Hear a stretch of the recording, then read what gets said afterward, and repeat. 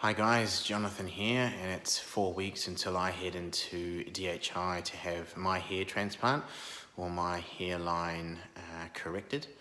DHI asked me to film a few videos on why I decided to have a hair transplant. And for me, I guess my family doesn't have a history of going bald. What we do have, and my brothers have it, a lot of my mates have it as well, is quite a receding hairline or pronounced M.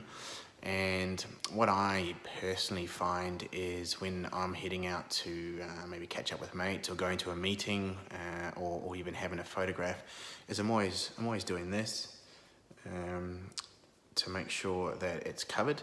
Not sure if you guys can relate to that, but obviously when I go out there's no mirror or anything, so I don't know whether it's like this or whether it's down like this or where it is. So I guess for me, subconsciously I think that's been quite taxing, always thinking about that. So looking forward to having my procedure done with DHI in 4 weeks and never having to think about that again.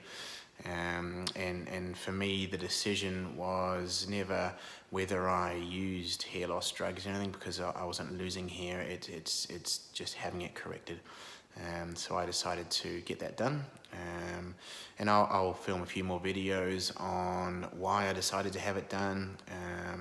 And for me, I've been researching this for a little while now and looking at lots of different information everywhere, and I found the information from DHI really helpful. So I guess I'll share a few of the things I found really helpful for my hair loss journey.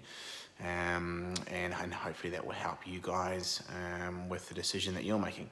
So if there's any questions you guys have got, maybe flick them through to DHI. Happy to answer anything or talk about anything that might help you guys. And I'll send in a few more videos, and most probably DHI will flick out my before and after photos maybe. So look forward to talking to you guys soon.